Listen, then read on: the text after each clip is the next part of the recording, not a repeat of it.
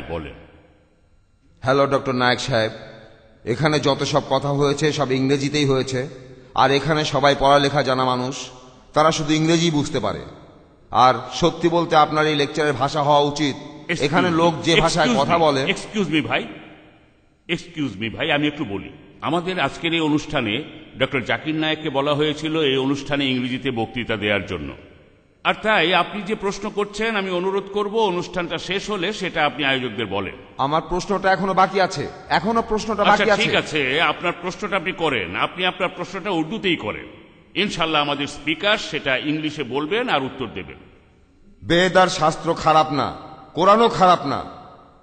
না বুঝে কথা বলা আর তর্ক করাটাই খারাপ। সব মানুষই মনে করে যে অন্য সবাই ভুল করছে।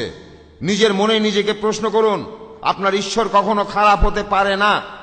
তাই সার্বজনীন ভ্রাতৃত্ব নিয়ে কথা বলতে গেলে আমাদের মধ্যে যে কথাগুলো হবে সেগুলোতে যেন কাদা ছোড়াছুড়ি না থাকে। কাদা ছোড়াছুড়ির উপরে উঠেই কথা বলতে হবে, কারণ কাদা ছোড়াছুড়ির উপরে উঠলেই সেই আল্লাহ তাআলাকে পাওয়া যাবে, পরমাত্মাকে পাওয়া যাবে।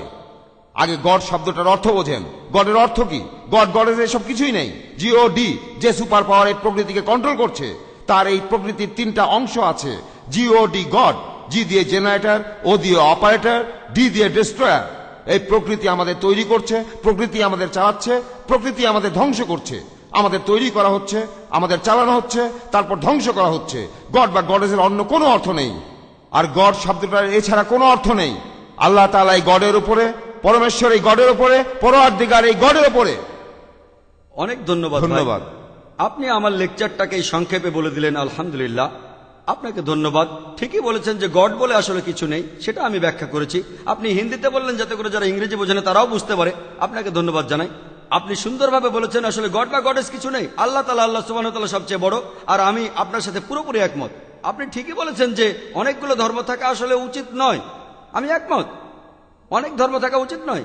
কারণ পবিত্র কোরআনে সূরা আল ইমরানের 19 নম্বর আয়াতে উল্লেখ আছে, ইন্নাদ-দীনা ইনদাল্লাহিল ইসলাম।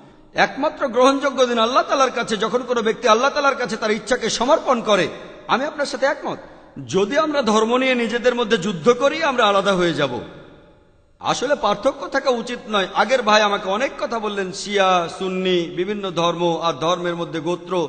উত্তরটা দিতে পারি, তবে সময় লাগবে। এমন প্রশ্ন করলে করতে পারেন, আমি সেই প্রশ্নের উত্তর দেব। কেন আমরা পার্থক্য নিয়ে কথা বলবো? তবে ভাই আপনি ঠিক বলেছেন যে ধর্ম হবে একটাই জীবন দর্শন। সেটা হলো আল্লাহর কাছে নিজের ইচ্ছাকে সমর্পণ করে দেওয়া। যদি এটা বিশ্বাস করেন, সর্বজনীন ভ্রাতৃত্ব বজায় থাকবে। যদি বিশ্বাস না করেন, তাহলে বিশৃঙ্খলা চলতেই থাকবে। আশা করি উত্তরটা পেয়েছেন।